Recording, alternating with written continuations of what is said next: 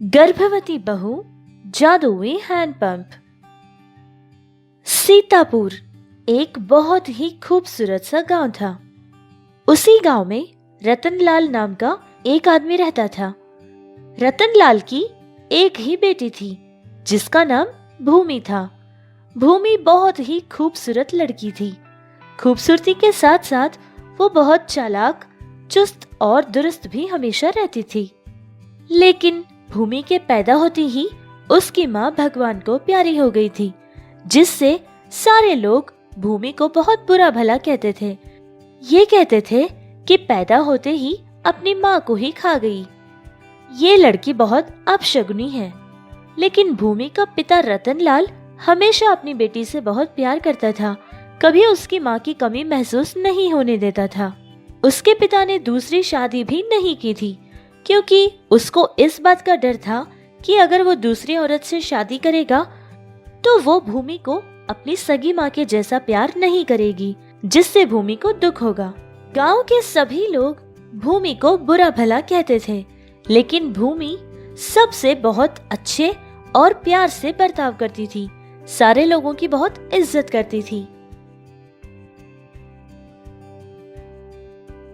अरे दामिनी, तुम्हारी तो शादी पक्की हो गई है ना? अब तो इस सहेली को तुम भूल ही जाओगी। अरे भूमि, तुम्हें तो मैं कभी नहीं भूलूंगी, क्योंकि एक तुम ही तो हो ना जो मेरी सबसे अच्छी दोस्त हो।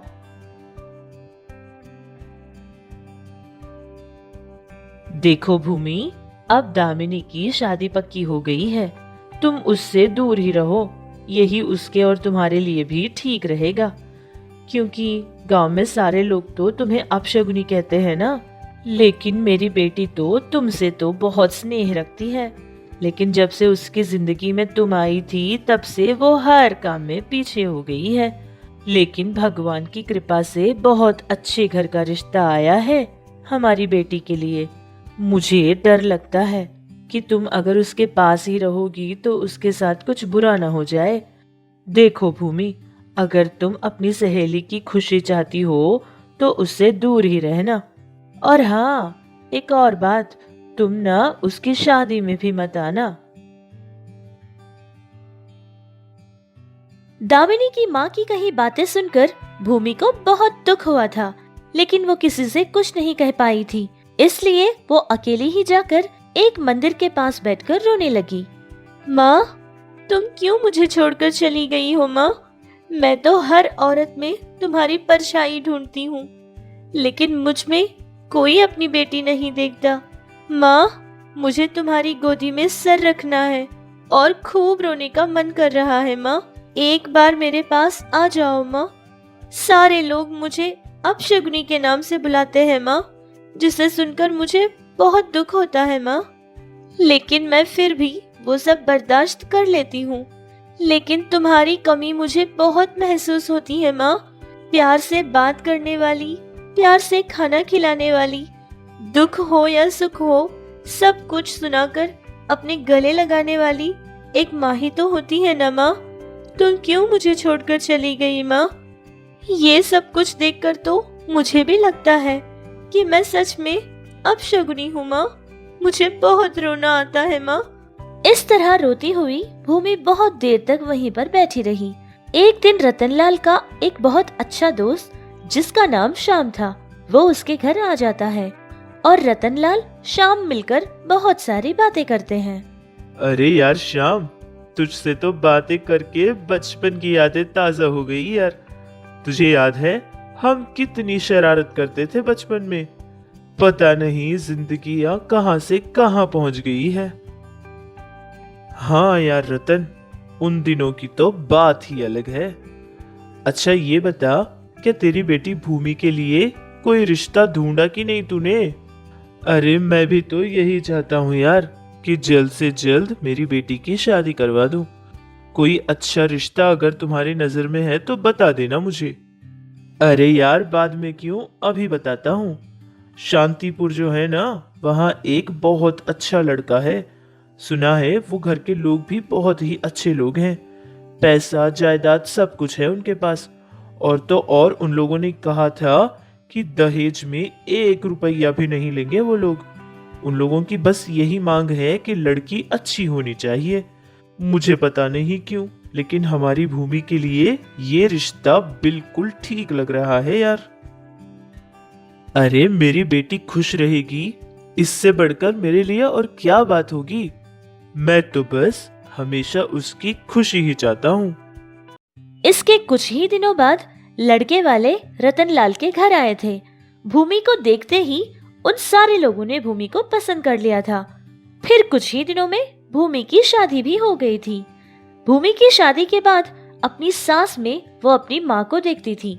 हमेशा उसकी सास की बहुत इज्जत और उसको बहुत ज्यादा प्यार करती थी। उसकी सास और ससुर भी भूमि का बहुत ख्याल रखते थे।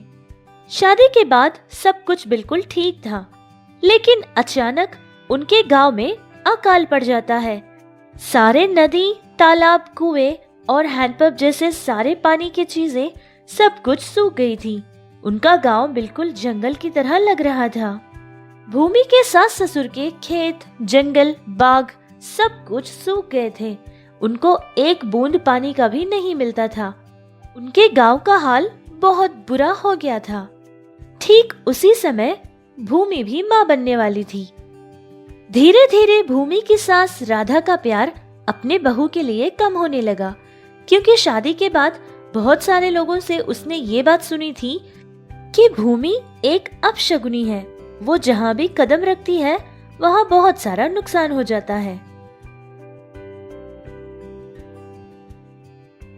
अरे बेटी राधा, मैं तो बचपन से देख रही हूँ इस गांव को। कभी भी ऐसा अकाल नहीं पड़ा था हमारे गांव में। हमेशा हरा भरा बहुत ही खूबसूरत दिखता था हमारा गांव। सारे गांव के लोग तो तुम्हारी बहू के बारे में ही बोल रहे हैं कि वो लड़की बहुत ही अपशगुनी है। उसी की वजह से ये सब हो रहा है अपने गांव में। पता नहीं और क्या क्या देखना बाकी है। ठीक है बेटी राधा, अभी मैं चलती हूँ। मुझे ना एक बर्तन पानी दे दो। उस बूढ़ी की कही सारी बातें घर की खिड़की से भूमि सुन लेती है और उसको ये सारी बातों से बहुत दुख भी होता है। फिर से सारे लोग भूमि को अपशगुनी कहना उसको बिल्कुल अच्छा नहीं लगता था। भूमि का पति और उसके ससुर दोनों ही पैसा कमाने के लिए पड़ोस के गांव जाया करते थे।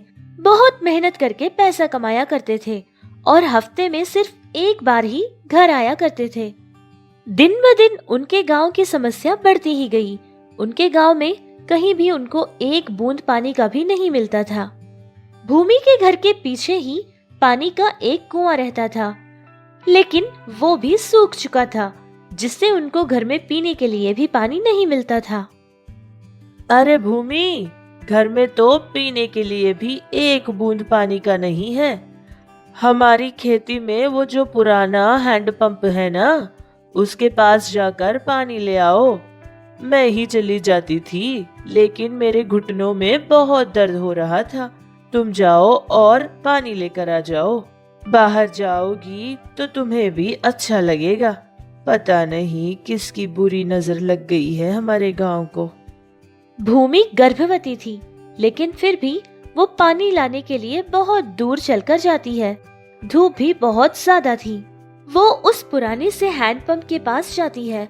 बहुत देर तक उस हैंडपंप को चलाने के बाद भी उसका पानी का बर्तन आधा भी नहीं भरा था, जिससे भूमि बहुत थक जाती है और सोचती है कि कुछ देर वहां पर आराम कर लेगी और फिर दोबारा हैंडपंप चलाएगी, जिससे पानी भर जाएगा और वो घर चली जाएगी। ये सोचकर वो एक पेड़ के नीचे बैठ जाती है। फिर थोड़ी ही देर बाद वहाँ एक गाय आती है और वो गाय गर्भवती थी। वो गाय देखने में बहुत ही कमजोर और भूखी भी लग रही थी, जिसे देखकर भूमि को बहुत तरस आ जाता है और जो पानी उसने भरा था वो भी उस गाय को पिला देती है। वो गाय पानी पीते ही अचानक से एक देवता की तरह बदल जाती है। भूमि, तुम एक बहुत अच्छी लड़की हो। तुम चाहे दुख में क्यों न हो, लेकिन आगे वाले की सहायता करती हो। तुम तो बहुत महान हो।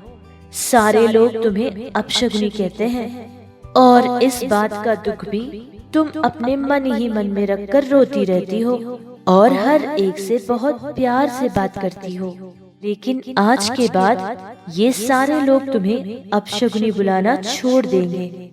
ये पंप जो है, इसको अगर तुम चलाओगी तो इससे सोना निकलेगा और ये सिर्फ तुमसे ही होगा।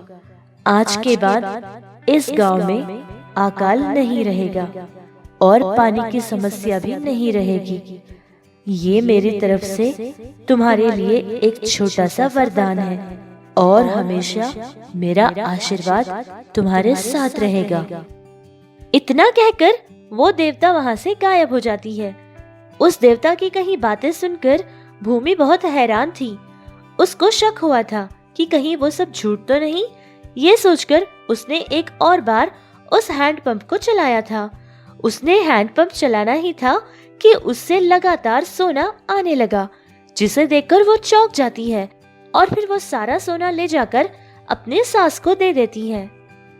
भूमि की सास राधा को बहुत ही ज्यादा दुख हुआ था, क्योंकि उसने भूमि के बारे में जो कुछ गलत सोचा और उससे कहा था, उस पर भूमि की सास शर्मिंदा थी। सिर्फ उनके घर की ही नहीं, बल्कि उनके गांव में जिस किसी को भी कोई परेशानी आती थी तो भूमि उनको सोना देकर उनकी सहायता करती थी। गांव में जितने भी लोग भूमि को अपशगुनी के नाम से बुलाया करते थे, वो सारे ही लोग बहुत शर्मिंदा थे और तब से वो लोग भूमि को अपनी किस्मत मानने लगे। जिस किसी को भी किसी भी सहायता की जरूरत होती थी तो भूमि बहुत ही खुशी खुशी उनकी सहायता करती थी। इस तरह भूमि की जिंदगी भी बहुत खुशहाल बन गई थी।